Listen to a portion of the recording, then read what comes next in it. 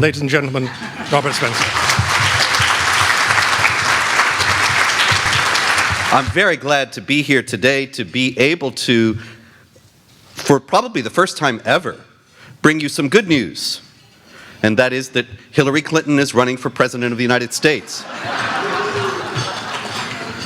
And this is, of course, the best gift that the Republican Party has received in ages.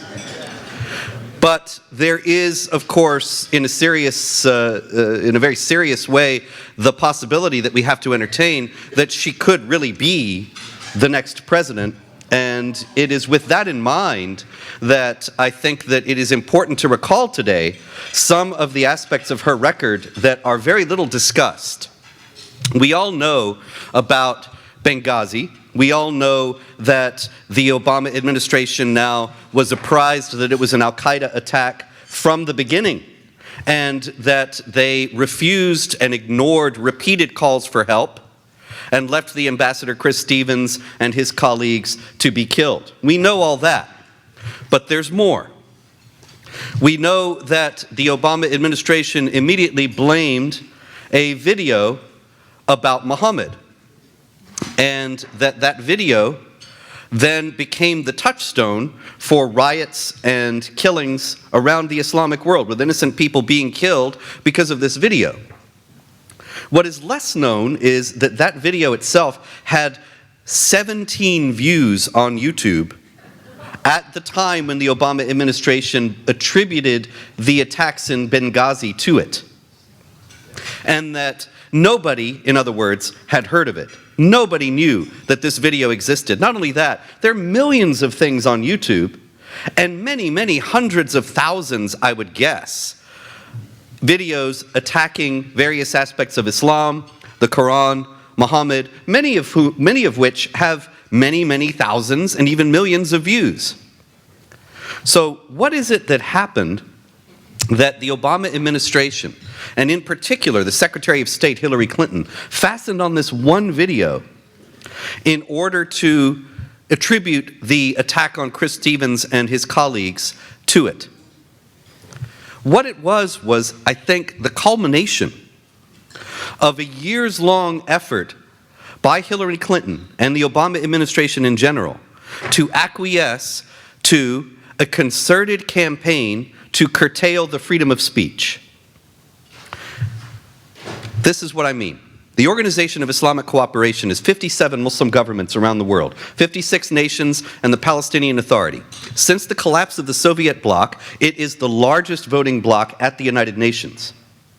And from 1999 to 2010, every year, they introduced a resolution at the UN calling for the criminalization of incitement to religious hatred. And this is where it becomes very difficult. Nobody's in favor of hatred. Nobody's in favor of mocking somebody's sacred beliefs and so on. But the fact is that in Islam, you may recall, as our president has told us, the future must not belong to those who slander the Prophet of Islam. This very important point about that is this. In Islamic law, slander is not telling lies about somebody. Slander is telling truths about somebody that they don't want known. That is as it is defined in Islamic law books. So, the Organization of Islamic Cooperation is trying to criminalize incitement to religious hatred. By that they mean honest investigations of the motives and goals of jihad terrorists. They want to foreclose on the possibility that counter-terror analysts can study what the jihadis believe and why they are doing what they're doing. Because they say that would be incitement to religious hatred. It will make people dislike Muslims. Because if you look into what the jihadis are doing, why they are doing it, what their stated motives and goals are, it all goes back to Islam and the Quran and Muhammad. So the Organization of Islamic Cooperation, in other words, has been trying year after year after year at the UN to make it a criminal offense and to compel Western states to make it a criminal offense to discuss openly what the jihadis believe and why they are doing what they're doing. Which would, of course, leave a free hand to the jihadis. They would be able to do whatever they wanted, unopposed, without us being able to say a word in opposition to them. and we would be transgressing against the first dictum of warfare, know your enemy. Year after year after year they did this, and the Bush administration would vote against it, and that was the end of it. 2011, they changed the wording a little bit, softened it a little bit, but it was essentially the same thing. And Hillary Clinton and the Obama administration signed on to it. And not only that, but in December 2011, Ekmelettin Ihsanolu, the Secretary General of the Organization of Islamic Cooperation, came to Washington and had a 3-day meeting with Hillary Clinton. It was closed door. Nobody knows what they talked about. Nobody knows what they did. But for 3 days they met. After this resolution had been passed at the UN, which was essentially a resolution in which the United States government, for the first time in history, went on record as opposing the United States Constitution. Because in saying that certain acts, certain speech, certain things people say ought to be criminalized, that's saying we're against the First Amendment. Then, fast forward back to Benghazi. 9 months after the closed-door meeting with Ekmelettin Ihsanolu, Hillary Clinton is at a White House reception for the survivors, the relatives of the people who were killed at Benghazi. And she went up to the father of one of the men who was killed, and she said, "We're going to have that filmmaker arrested and prosecuted." And she did. And he was served a year in prison. Now, we all heard, and for all I know it may even be true, even though it was in the New York Times, that this filmmaker had a dodgy reputation and had a criminal record, and he was on probation. And one of the terms of his probation was he couldn't go on the internet. And so it was taken as a violation of his probation that the video was on YouTube. Now, of course, the obvious question is, well, maybe he got somebody else to put it up. Maybe he had nothing to do with going on the internet and putting it up, but this was never asked because it was inconvenient. He was put into jail for violation of probation. Now let me ask you this. If I went into certain areas of Los Angeles and walked down the street, how many violators of probation do you think I might pass by? And how many of them would be walking free even though they had violated probation in a far more serious manner than putting a video on YouTube? And yet this one was singled out and put in prison after Hillary Clinton said that was exactly what was going to happen. He became the first political prisoner in the United States history. He was in prison, make no mistake, he was in prison not for his probation violation. He was in prison because he transgressed against Islamic law, because he disliked Islam and Muhammad. He was in prison, in other words, for his opinions, which makes him a political prisoner. In the United States, it is illegal to have political prisoners. The First Amendment makes it impossible, or makes it should be impossible, unless you have a political leader as unscrupulous as Hillary Clinton and a media as dishonest as the mainstream media is today. But the fact is that in the United States, it is not illegal to dislike Islam, the Quran, and Muhammad. It is not illegal to dislike Christianity. It is not illegal to dislike any belief system that you want. It is not illegal to say that some system of ideas is bad for people and I oppose it. And people have done that throughout history. The reason why, as a matter of fact, that is legal in the United States is because the founding fathers knew that the king and the political establishment in Britain would rule their own opinions out of the realm of acceptable discourse and imprison them for their opinions.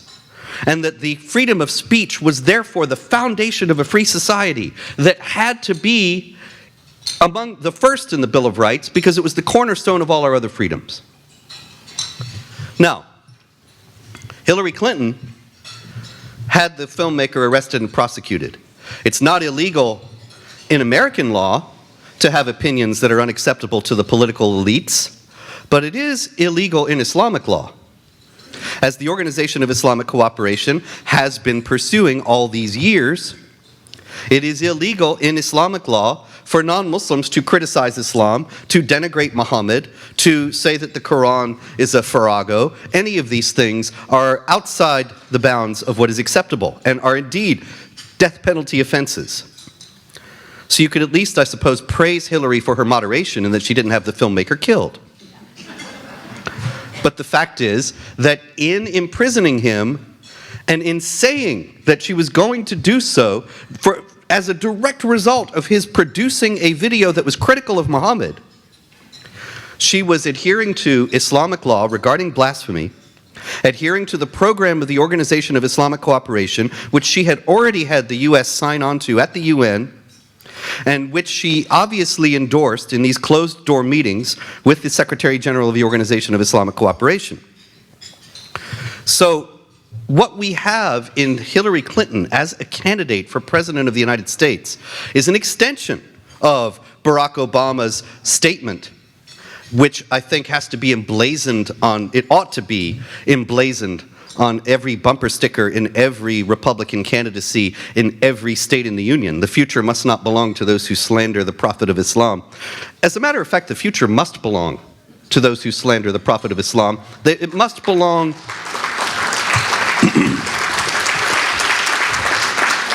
It must belong not, in other words, to those who are spreading lies or hatred in any legitimate sense, but those who are telling unwelcome truths. Unwelcome truths that are unacceptable to the political and media elites. We're getting to a point where it is very dangerous nowadays to say certain things. And this is something that never should have happened in the United States of America. Hillary Clinton also said, in the wake of the U.S. accepting that resolution at the UN, Resolution 1618, she said that, of course, well, we have the First Amendment, but we should resort to good old-fashioned public shaming of those who speak hatred. Now look, you know, when I first started doing this publicly, I was taken aback.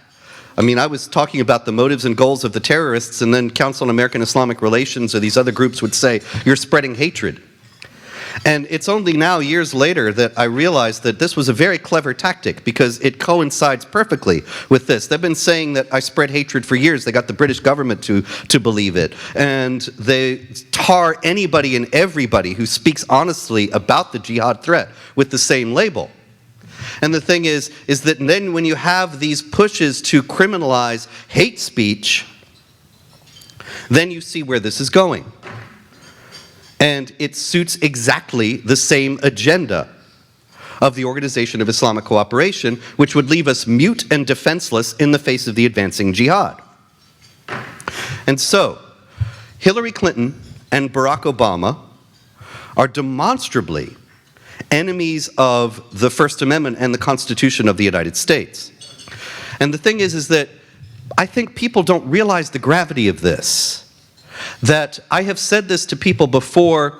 I was speaking with a lawyer once, and he said, you don't have to worry about this. There is no possibility that the freedom of speech can be infringed in the United States. We have the First Amendment. Well, have you ever seen the First Amendment stand up and defend itself? Have you ever seen the First Amendment step up to the podium and explain to you why it was important and needed to be defended? The First Amendment is not going to do anything unless people are willing to stand up and defend it. The Second Amendment has been hedged all around, so much so that it is essentially a dead letter in many areas of the country. Try getting a handgun for your own self-defense in New York City and then come back and tell me that isn't so. Same thing could happen to the First Amendment, and it's already happening. What Hillary Clinton was saying when she said, we need to subject these people to good old-fashioned public shaming, it's happening. I mean, I'm glad that Paul mentioned the ban actually in Britain because it's a primary example of that. That if you speak out about jihad terror in an honest fashion, then you will be stigmatized, denounced, marginalized, and then used to do the same thing to other people. So you see, you know, I will never appear on CNN or MSNBC because this has all been done to me. Now, this is not personal, and I'm not really waiting by the phone to hear from them, but this is an example of how this works. Last month, I spoke at a Young America's Foundation conference, and it was right after Ted Cruz had declared that he was a candidate for president, and he was also speaking there. Mother Jones, the leftist rag, and Media Matters, and the Council on American Islamic Relations, and some others began to publish these articles saying Cruz is speaking with the hate-mongering bigot Spencer, and Cruz has to cancel to show his goodwill. And you see, now, because Cruz didn't cancel, to his credit, they can say, well, you see, Cruz has all these dodgy associations. If they were to succeed in destroying Cruz, then whoever Cruz is standing next to, they can say, well, you know, he was with Ted Cruz. And what's wrong with Cruz? Well, he has all these very, very unsavory associations. And you see, it's just one after the other. This is the Saul Alinsky tactic. You pick a target, you smear, demonize, marginalize it, freeze it out, then it's out of the way, and then you do it to the next guy, and you use your last success to do it to the next one. Hillary Clinton, good old-fashioned public shaming. This is what we have in the public discourse today. And this is what millions of people will be voting for when they vote for Hillary Clinton for President of the United States, voting for more of the same. What I hope that will happen is that there will be an alternative. Now, Ted Cruz, to his credit, did not bow to the pressure and did not cancel from speaking with me. But there are many, many other instances. Like I say, this happens to everyone and anyone who speaks out about these issues. And the Republican Party, to a tremendous degree, has accepted this and acquiesced to it. And so you have the spectacle of John McCain going over to Syria and posing for pictures with these jihadis and coming back and saying that they're moderates, because everybody has to find moderate Muslims. Everybody's avid to find moderate Muslims and say, see, these people are the ones we can trust and everything's okay. The thing is that there certainly are moderate Muslims. In other words, Muslims who are not interested in beheading us or in asserting political supremacy and hegemony and destroying the American system and imposing Islamic law. There are millions of such Muslims. The thing is that there were millions of Germans who were not Nazis. There were millions of Russians who were not Soviet communists. But they did not do anything, and for many reasons they were not able to do anything to stand up against the people who were the organized and energized vanguard. And that's what we have today. The Republican Party needs to understand that this whole thing has been a tremendously successful propaganda initiative from the beginning, going on for years now. And that to speak honestly about the jihad threat, to say there are teachings within Islam of warfare and subjugation and hegemony, this is not bigotry or hatred, this is just the truth. These things are demonstrable from the Quran. I'll give you an example. I was talking earlier to Dr. Weiner, and we were talking about the Mufti of Egypt. Did any of you see the Wall Street Journal and the Mufti of Egypt saying the terrorists have nothing to do with Islam? And this is, of course, the Obama line, right? The ISIS has nothing to do with Islam. All the terrorists have nothing to do with Islam. And the Grand Mufti of Egypt, Shawki Alam, he published a piece in the Wall Street Journal last week where he was saying exactly that and quoting the Quran and showing us that the terrorists have nothing to do with Islam. Now, I'm telling you this because this is an example of the kind of thing that's done and the kind of thing that rules the day in the public discourse today.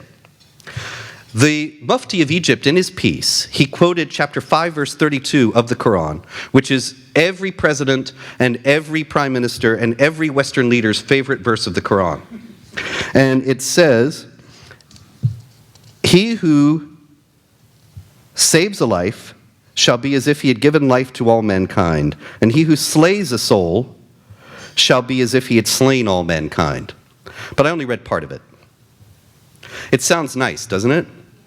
You kill one person, it's as if you've killed all mankind. You save one person, it's as if you've saved all mankind. And the Mufti quoted it like that and gave us the impression, he actually said this straight out, that see, this killing is not allowed. No violence is not allowed in Islam. There's nothing to do with Islam. Great. The thing is, there's more. This is actually a passage that is taken from the Talmud. It's one of the Jewish influences on the Quran. There are many things in the Quran that are taken from Judaism and Christianity and Zoroastrianism. And this one comes from the Talmud. And that part about saving one person is like saving all mankind, and killing one person is like killing all mankind, that's the part from the Talmud. But this is actually how it goes in the Quran. Therefore, we ordained for the children of Israel. So in the first place, note, this is not a universal command to all people. Allah is saying in the Quran, this is something He told the children of Israel only. So in the first place, it's restricted. It's not for the Muslims. We ordained for the children of Israel that he who kills a soul, unless it be for murder or spreading mischief on earth, shall be as if he had slain all mankind. Now, stay with me here. He who slays a soul, unless it be for murder or spreading mischief on earth, shall be as if he had slain all mankind. And he who saves a life shall be as if he had given life to all mankind. Okay, this is what Allah told the children of Israel. And then it goes on. Indeed, again and again did our messengers come to them with clear directives, yet many of them continued to commit excesses on earth. So the whole passage, and we're not even finished yet, the whole passage as I have read to you so far, it's actually saying, Allah is saying, we told the Jews not to kill innocent people. And yet they still continue to commit excesses on earth. So this is actually a passage about how terrible the Jews are, of which there are many in the Quran. Then there's more. Those who wage war against Allah and His messenger and go about on the earth spreading mischief. Now, did you hear that? Go about on the earth spreading mischief? In the part about killing all mankind, it says, he who slays a soul unless it be for murder or spreading mischief on earth. Mischief is fitna in Arabic. It's a very important concept in Islam. It's causing trouble, essentially, making a disturbance in some way that is against Islam, and it'll get you killed. And so it's the first part saying, we told the Jews that anybody who kills somebody, unless he's spreading fitna, is like you've killed all of mankind. And they still did it. And so therefore, those who wage war against Allah and His messenger and go about on earth spreading mischief, fitna, what happens to them? Their recompense is that they either be killed or crucified or have their hands and feet cut off on opposite sides. How peaceful. So you see, the whole point is, the whole passage is saying, I told the Jews this, they didn't do it, and so they should be killed or crucified or have their hands and feet cut off on opposite sides. The Mufti only quoted the good parts that made it seem as if there's peace taught in Islam and the terrorists are transgressing. Now what is that? Is that reform? Is that a new vision of Islam that's compatible with the humane values and the human rights and the dignity of every human person? Unfortunately not. That is deception, which is also an Islamic concept of deceiving unbelievers into complacency, because a complacent enemy is easier to beat than one that is informed and resolute.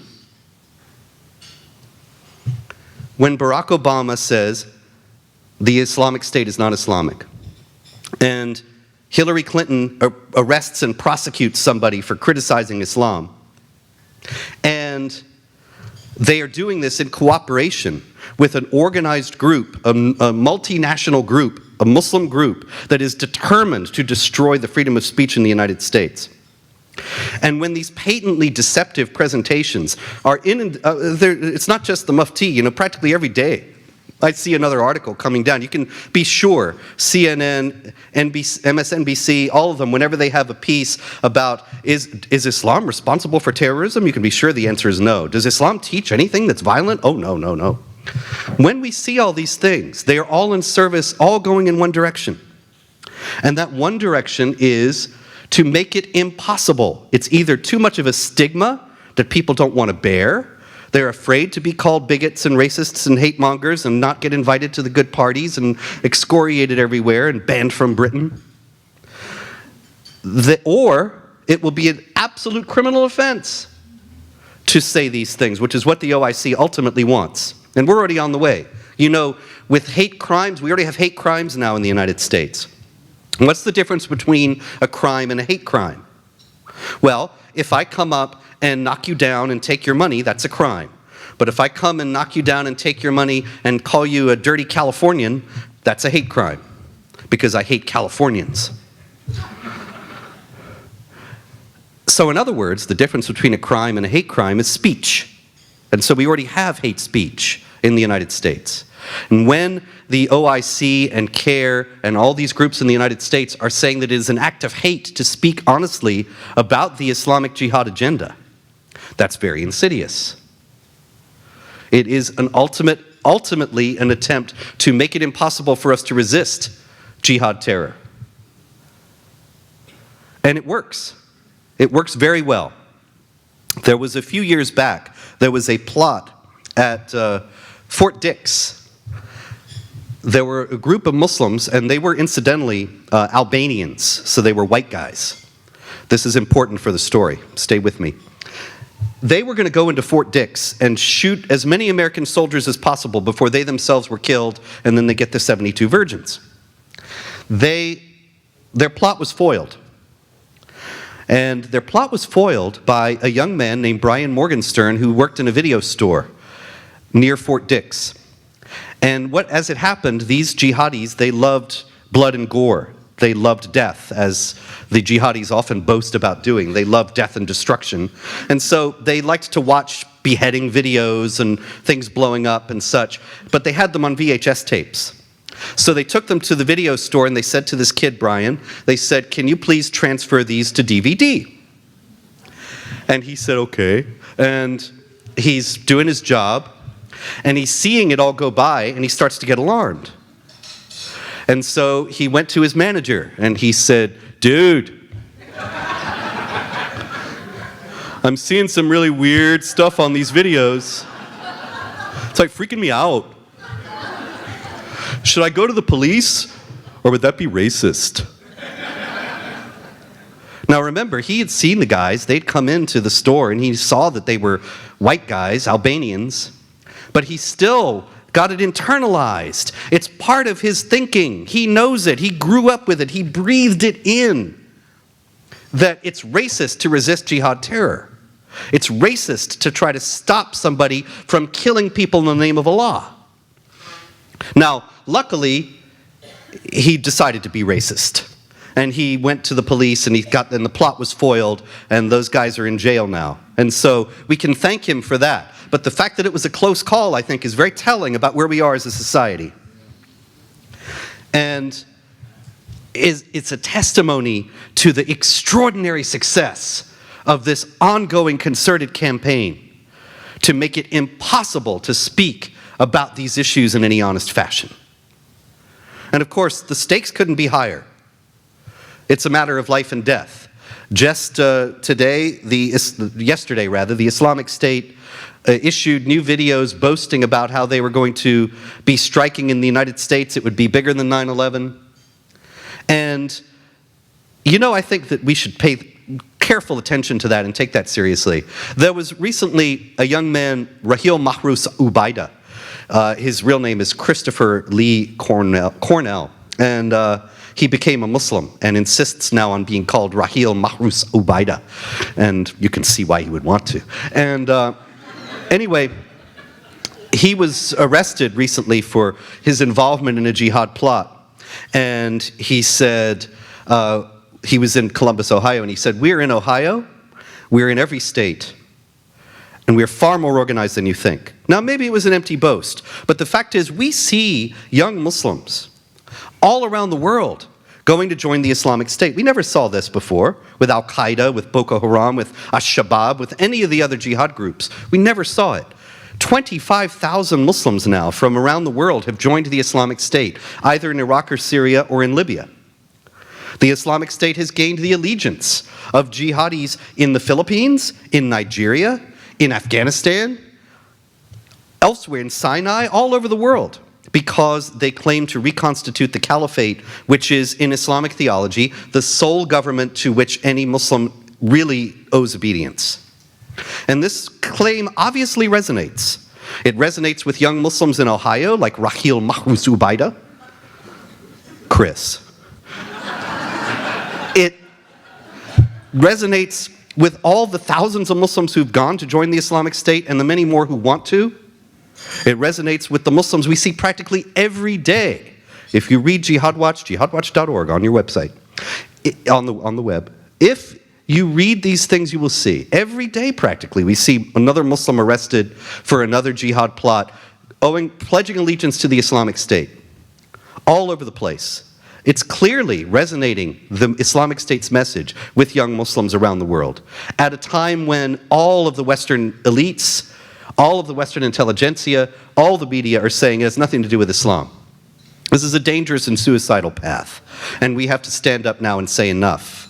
And any presidential candidate that we back, and any candidate on the local, state, national level, we have to insist from them that they will no longer engage in these politically correct, willful deceptions and willful ignorance about this problem, but will speak about it honestly and deal with it in a fashion that will actually do something to neutralize it. The stakes are very high and the time is very short. And so I would exhort all of you, if you have any contacts with political candidates, with political officials, that you begin to bring this message to them and to insist on them the whole truth and nothing but the truth. Thank you very much. Thank you, Mike, and thank you, Robert. You mentioned the Wall Street Journal article. Hirsan Ali had a full-page article in the Wall Street Journal touting her new book and calling for a reformation in Islam. Coincidentally, the president of Egypt has called for a revolution in Islam. And Hirsan Ali, in her article, talked about 5 discrete steps that were necessary for the believers to adopt. Now, given what you've said about the difficulty, what do you think of the probability and or the possibility and probability of any step at revolution in Islam to bring it more in conformance with Western societal beliefs? I would never say that something is impossible. History is full of surprises and things that people never expected.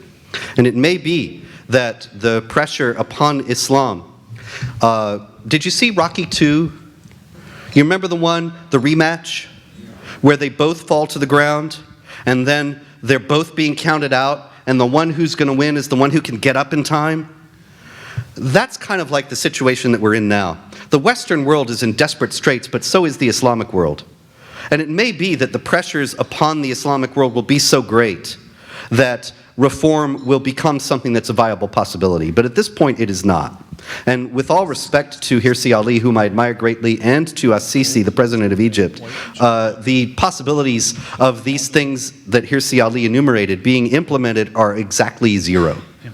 The fact is that when you have a religion in which it is taught that it is a perfect religion, and it is taught this in an explicit fashion, that it's in the Quran, in the Islamic traditions. This day I have perfected your religion for you, Allah says to Muhammad. It's perfect, so you can't reform what's perfect. And there has never been reform in Islam except to go back to the basics, which is what reformers always do, right? They go back to the originals. And so there was a reform movement in Islam where they went back to what the Quran said and what the Hadith said, which is what As-Sisi said to do. Now I know As-Sisi had to tread very delicately because he's in Egypt. And the situation there is that he cannot afford to antagonize Muslims. He'll be driven from power immediately. But the fact is, he says, we'll go back to the original Quran and Hadith. That was done. Muhammad ibn Abdul Wahhab did that. You ever heard of the Wahhabis? Muhammad ibn Abdul Wahhab died in 1792, and his whole program was getting back to the basics, back to the Quran, back to the Hadith, and he created a form of Islam that's more violent and virulent and unyielding than the rest, because that's what's in the Quran and the Hadiths. So, you know, I wish them well, and I hope that there will be reform. I do not see it on the horizon at this point. Well, if you're talking about, the question was, shouldn't the word be revolution instead of reform? If you're talking about something that would really change, change Islam, it would be revolution. It would be a rejection of Quranic literalism, a rejection of any understanding of the Quran or the example of Muhammad as being something that should be literally followed. And that would require a revolution, yes. My great friend, the late Tashbi Sayyid, who some of you may have known, he was honest about that. He was a secular Muslim, and he said, we have to reevaluate Muhammad as an example, and reevaluate the Quran as being something that should be taken literally at all times. And he was a real reformer. Not these people who say that there's no problem and they lie to you about what's actually in the book, like the Mufti. Right here. Anyway, oh yes, there's a microphone going around. Yes, sir. Robert, a two-part question, please. One, you mentioned all these Islamic groups in all these different countries. Do you think ISIS is here to stay long-term? And the second part is, why do you think Obama only speaks of ISIL and never of ISIS? Well, you know, in point of fact, the name of the group that they use is the Islamic State. That's their name. On June 29th, 2014, they declared themselves to be the new caliphate, and they dropped the second half of their name, and that was of Iraq and Shams. Shams is the Levant, which is the Mediterranean area of the Middle East, Syria, Israel, Jordan, etc. And they dropped it. So really the name of the group, if you want to call them by what they call themselves, which I'm all for, is the Islamic State. It's neither ISIS nor ISIL. But why the president, when everybody else in the world is calling them ISIS, is calling them ISIL, the only thing I can guess is that he is subtly emphasizing that Israel is included in their purview, because the Syria, see, a lot of times the S in ISIS is translated as Syria, which is wrong. The word is Shams, which is Syria, but it's also Israel and Lebanon and Jordan. And so when he says the L, he's emphasizing that. Right here, Robert. Yes, sir. God bless you, my friend. Thank you, you too. I just wanted to find out, because you know so much more about Islam than I do. I view Islam not at all as a legitimate religion. I see it as a criminalized sociopathy since its inception. Could you set me right as why it should be viewed as a legitimate, real religion? Well, I guess it depends on what your definition of a legitimate religion is. I guess I should say that as if I was Bill Clinton. It all depends on what your definition of legitimized religion. Because, see, a religion purports to relate human beings to the divine. Islam does purport to relate human beings to the divine. So by that definition, it's a religion. Is it also an organized sociopathy? Yeah, sure. Sociopathy, absolutely. Is it a religion that teaches violence and subjugation and hatred? Absolutely. The Quran is very clear about that. Muhammad is the apostle of Allah. Those who follow him are merciful to one another, but ruthless to the unbelievers. You can look it up in your Qurans. Open them to chapter 48, verse 29. You'll see it. But anyway, that's an organized sociopathy, especially when you have the command to make war against those unbelievers, which you do have in the Quran. But it's also a religion. It's both and, not either or. Yes, sir. Right here, Oh, sorry, I thought you had it. I actually forgot it existed. Yes, there's the Three more microphone. questions here, up the lady in red, and then at this Gary. No, the lady in black. The lady in red. Okay, The lady lady in in black. black. All right, lady. I'll be meeting her later. Hello. Yes. I was wondering what you thought in the wake of Charlie Hebdo, the future was for London and the UK and Europe. Well, do you remember, actually, this is the day to reference Rocky. Do you remember Rocky 3, where Mr. T is playing the mean, nasty, aggressive boxer, and they say, "What's your prediction for the fight?" And he says, "My prediction? Pain." That's what I think is the future for England and Europe in general, is pain. In all seriousness, the situation is very dire there. They are in an aggressive appeasement mode. The Cameron government is doing everything it can. I mean, you know, Paul mentioned that they let in Sheikh Mohammed Al-Arifi when they banned Pamela Geller and me, and that he was in favor of violent jihad. But apparently that's not something that is not conducive to the public good. Apparently, you know, I was actually banned. Interestingly enough, the Home Office, they sent me this letter. And it was kind of exciting to get a letter from the Home Office until I read it. But it said, "You're being banned from the country because you said Islam has a doctrine of warfare and subjugation of unbelievers." Jeez. And I thought, that's like being banned for saying that the sky is blue. It is. That's like being banned for saying automobiles run on gasoline. It is. So, petrol. And so, the idea that I would be banned for saying that, but Al-Arifi would be let in for saying jihad is tearing the infidels limb from limb and smashing skulls. It's clear the British government, under the Tories, is okay with you saying that Islam has a doctrine of violence as long as you're for it. As long as you want the violence to happen. If you're against it, then you're not allowed in. Now that's a very, very dangerous situation because, of course, they're going to lose now to Labour, and Labour's even worse. And so the UK is bringing in all these jihadis. They are bending over backwards to appease them. How is this going to work out? Their birth rates are far lower than those of the Muslims, and they're already aggressive Muslim groups saying they're going to take over. Where do they think they're going to be in 20 years? And it's the same thing. It's not that I think that Britain is finished necessarily, or that Europe is either, but I don't see any way out of this at this point without violence. That there are going to be some British people who will say, no, I'm not going to live in a Sharia Britain, and they will fight. And then Muslims will fight them, and there will be civil war. I hope I'm wrong about that, but I don't see any way to avoid it at this point, given the fact that there is no government, no politician, no party that is standing up and saying we're going to confront this issue head on, not even UKIP. Yes, ma'am. Hi. First of all, thank you so much. I hope you're speaking at a lot of colleges and universities because I think kids will relate to your humor, and it really is needed. But my question Usually to you... I'm happy if they don't throw anything. That's okay too, as long as they're there. But since I am somewhat of an activist, have you given this same talk broader to members of Congress? And if you have they forgotten?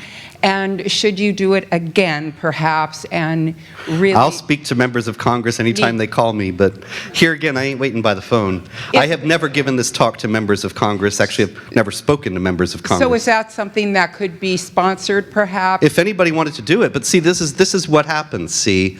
I am on the list. I'm a hate group according to the Southern Poverty Law Center. And I know I've been putting on weight, but to call me a group is... Anyway, the thing is, that is taken seriously. You know, people, the Southern Poverty Law Center, we all know it's a hate group itself, a far-left group devoted to stigmatizing and ruling out of the political discourse any political views other than its own. And yet, you read, you know, when the thing happened with Cruz and me, and I'm reading all these articles in AP and Reuters, and they're saying Cruz is going to speak with this far-right extremist bigot. The Southern Poverty Law Center says he's a hate group. And Council on American Islamic Relations, which is always quoted in mainstream media but never identified as being a supporter of Hamas, being linked to Hamas, having various of its officials arrested and convicted for jihad terror offenses. They never mention that, but they say, this Council on American Islamic Relations says Spencer's an extremist.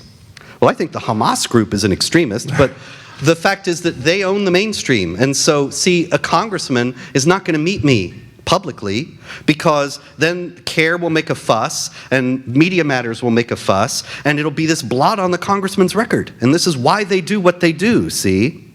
And it works. Robert, here. Oh, hello. Voice from on high. Hi. What I'm taking away from this is that America and Western societies are going to be in an endless war or conflict with Islam, unless you see some other outcome. No, I think you're right. I think that as long as people believe the Quran is the word of God, and as long as people believe Muhammad is his prophet, they will think that it's part of their responsibility before God to wage war against and kill unbelievers and subjugate those they don't kill. This is Islamic doctrine. This is not something that just a tiny minority of extremists hold to. Every place that Muslims have gone in the world, there has been conflict between Muslims and non-Muslims, and attempts by Muslims to impose Islamic law. Every last place in history. Why does the United States think it's going to be different? Think it's going to be exempt from this? Oh, because we'll give them jobs. Can you imagine? Can you imagine? See, I think it's sort of strange how, maybe not so strange, how the left seems to have no understanding that human beings have a soul. And that the soul longs to be involved in something that matters, and not just watch movies and eat popcorn all day. And so it's astonishing to me that they think that these jihadis who think they're wrong, but they think that they're doing a noble work for God. They think they're doing a grand, extraordinary spiritual and material effort that is the greatest thing you can do on this earth, and that they'll give it up to be a greeter at Walmart. Or to say, you want fries with that? They don't understand that these people would find that to be incommensurate with the dignity that they have found being jihadis. But that just doesn't mean anything, I guess, to aggressive secularists. So anyway, yes, I think that it is a conflict that will exist as long as Islam exists, and I don't see Islam going anywhere. And that the only thing we can do is be strong, not just militarily, but culturally, spiritually, societally, standing up for our own values and defending them. Imagine how different the world would be today if we had gone into Iraq and Afghanistan and said, instead of installing Sharia, Islamic law, in constitutions in both countries, which is what we did, instead of doing that, if we had said, okay, now we are here and we have these bases. Anybody who wants to leave Islam, come and we will give you safe harbor, because Islam has a death penalty for those who leave Islam. Women who are beaten and want a safe place, come and we'll protect you. People who speak out and they say things that are considered to be blasphemous or whatever, will give you protection. Do you think anybody would have come? And do you think that we might have been able to build a real, good, solid base of support among Muslims who don't want to live under Islamic law but don't have any place to go? But we didn't do that. We lost the opportunity. You know, in India, remember that famous old story about when the British Raj was at its height? They had this cultural confidence I'm speaking about. The British Raj had taken over India, and the Hindus were performing sati, the practice of having the wife of the man who had just died throw herself onto the funeral pyre of her husband. And the British outlawed it. And a Hindu delegation went to the British and said, well, you know, that's our culture. And the British authority in charge, he said, oh, you have your culture. Well, very well, we have to respect your culture. But we have our own culture. So you go ahead and perform sati, because that's your culture. And then we will live by our culture, which is anybody who performs sati, we will hang by the neck until dead. You have your culture and we have ours. And so sati ended. This is the kind of cultural confidence we should have had coming into Iraq and Afghanistan. In Japan, Douglas MacArthur, with the occupying force in 1945 to 53, he mandated that Shinto, the religious ideology that had given rise to the war, would have no place in the schools or in the political system. It was decreed. What if we had gone into Iraq and Afghanistan and said, no Islamists, nobody who is a supporter of Sharia, nobody who believes in political Islam, will have no place in the schools or in the government. Well, maybe they wouldn't have had anybody in the government. But I think it would have been far more in keeping with our own principles as a nation to have done that than to have done what we did and installed Islamic law. Yes, ma'am. Ah, the lady in red. Yes. Hello. My fear, and I'm certain I'm not alone, is that at some point, the beliefs of the Iranians and ISIL will couple. God forbid. Couple? In other words, work together. But my real question is, how important is the belief that the former ambassador of Iran said that they await the reappearance of the 12th Imam, but it will only happen after great disasters? This is very important. Is it important to the general Muslim jihadists, that belief? No. I'll explain everything. In the first place, will the Islamic State and Iran join forces? That's unlikely because they hate each other. It's possible because there's an old saying in Arabic that translates to, my brother against my brother, but both of us against our cousin. And that could happen, but it's very unlikely because you've got the Sunni-Shiite divide there, which is 1,400 years old. They hate each other. They don't generally make common cause. And the Islamic State is directly threatening the Shiite client state in Baghdad that the Iranians want to keep. the Iraqi state, the Iraqi government that we installed there. And so I don't see that happening in the foreseeable future, at least. As far as the 12th Imam goes, in Shiite Islam is only 10 to 15% of Muslims worldwide. And in Shiite Islam, the successor of Muhammad as the leader of the Islamic community has to be a member of his household. And so it was a hereditary office, like a king. And the last Imam, the 12th, 12 or Shi'ism is the official religion of the Islamic Republic of Iran. In the year 874, he was 5 years old, but he was the Imam because it was hereditary. He fell down a well and died. But there were some people around him who did not want to give up power.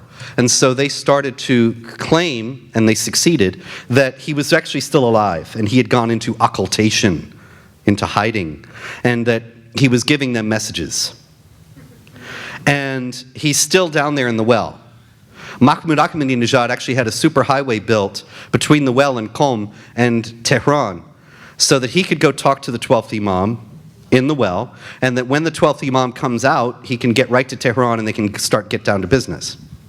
So they take this very seriously. But the story is that, yes, at a time when the Muslims are persecuted more fiercely than they've ever been before, then the 12th Imam will come out of the well. And then he will conquer and Islamize the world and kill all the enemies of Islam, which is us. The thing about that is that there have been mullahs in Iran who have said that they could trigger that happening by triggering the persecution, say nuking Tel Aviv and then receiving retaliatory nuclear fire that would kill 10 to 15 million Iranians, which would mean the Muslims are persecuted more fiercely than they've ever been before, and then the 12th Imam will come back. And so it's a very, very dangerous idea because you remember mutually assured destruction with the Soviet Union? Neither of us wanted to die, and so we didn't kill each other. And with these people, that doesn't work because they want to die. And so it's very difficult to deal with. But we know that ultimately life does conquer death, and we are standing on the side of life, and so we will ultimately prevail in this. But as far as the thing goes with the Shiites, most Muslims don't believe that. 85 to 90% of the Muslims are Sunnis, and they don't buy any of that. But still, the Iranians might act upon it. Right here. Okay, last one. No, Pat. I told Pat. 2 more? I'll try to be briefer in my answers. And then Pat, and we're done. Well, I'd like to know, I heard exactly what you said, especially now, but I have a question. You heard of Dr. Wilhelm Reich? Oh, yes. I've heard of him. Reich. He was a disciple of Freud, and he wrote a book called The Mass Psychology of Fascism. And mass psychology means not only fascism, there's a fascism in every, like there's religions that are tolerant, like Christian or Jewish or Buddhist, it's okay. But there are some religions that are intolerant, totalitarian, and in that case, what happened with Hitler, what happened with Mussolini, what happened with the Japan, Tojo in Japan, is the complete annihilation of those people who are intolerant and dictatorial. So what do you have to say about that? Well, you're talking about an authoritarian, dictatorial religious system? Absolutely, that's exactly what we have. And it is, there are many, many resonances with fascism that it does share, yes. As far as complete annihilation, I would be all for the annihilation of the belief system. But even that is very difficult. And when it comes to human beings, you know, obviously I'm in favor of the universal dignity of all people and human rights and so on. So I hope we would be able to find some way to fight this that would not involve killing people. Now, maybe that's completely unrealistic, but, and you know, there are wars, and wars will come and wars will go, and so if it may be that this will come to a war that is strictly a war between Muslims and non-Muslims. I mean, this could happen because the Muslims are waging war in the name of Islam and saying that they are fighting because of Islam, and the West is busy saying, no, no, no, this has nothing to do with Islam, and bringing more Muslims in. Ultimately, there's going to be conflict about this, and either the Muslims are going to have to stop saying that they're at war with the West, or the West will surrender, or the West will fight. And if it comes to that, I hope it doesn't, then I hope that we will prevail. And actually, I'm confident that we will, because, as I say, life always ultimately wins out over death. And those who say they love death, when they say, we will defeat you because we love death more than you love life, they will never defeat us on that basis. Life will always prevail. And maybe that's an eschatological hope or airy mysticism, but I do believe it very strongly, and I think that the history of human history in general, and the history of warfare, bears out that states that were authoritarian, totalitarian, and life-destroying generally did not prevail in the long run.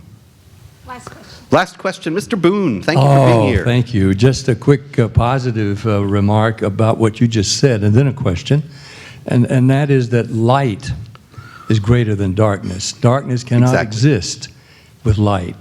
And if we continue to speak up as you are and as others are, and we continue to spread the light of truth, then the darkness will be exposed. And I believe we can win. It is love, it is life, but it is light, which is truth. Absolutely. And so we've got to keep proclaiming the truth, even though it's illegal in the Quran. But, and because it's illegal, and now I just wanted to ask you a question. Should we attach any significance to the fact that President Obama's closest advisor, as he has said many times, and Hillary Clinton's closest advisor are both Iranian? Hillary Clinton's closest advisor actually is Saudi. If you're talking about Huma Abedin. Yeah, that Wiener's Yes. wife, the other Wiener, the bad Wiener. Yeah. Yeah. Mike's cousin. Yeah. Anyway, Huma Abedin is Saudi. Valerie Jarrett is Iranian. And I do think that there is something to that. I mean, obviously, we may never know, ultimately, but there's no doubt that the president has pursued simultaneously foreign policy that is in line with doing everything that the Saudis want and everything the Iranians want. Now, these two things are very curious because they're on a collision course. Ultimately, the Saudis and Iranians are rivals because of the Sunni-Shiite divide. They're not friends. And so I don't know how that's all going to resolve, but I think that it's unmistakable that the president has pursued those policies, and then you look at these advisors, and you got to think, well, maybe they've been giving advice, and it's been heeded. Everything that the president has done has been in line with the Islamic agenda. And people say, well, he killed bin Laden, he killed al-Awlaki. Well, in the first place, those things were in motion before he became president. And second, it's very clear that he is against violent jihad, but he's done everything he could to aid and abet the goal of the jihadis, which was the implementation of Islamic law in every place where it could be implemented. So he is more of the Muslim Brotherhood type, which wants to implement the Islamic law by peaceful means, winning elections and so on. And then with the Iranians, he's been appeasing and appeasing and appeasing and acquiescing to this disastrous deal that, as Benjamin Netanyahu has so articulately and eloquently stated, and there's a statesman, if only he could run for president in 2016.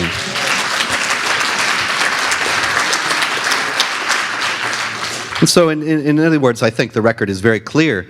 It cannot be directly attributed to these advisors because, well, the nature of an advisor is he doesn't get credit for what he advises if it's implemented, but certainly the trajectories are unmistakable. Thank you, Robert. Thank you very much.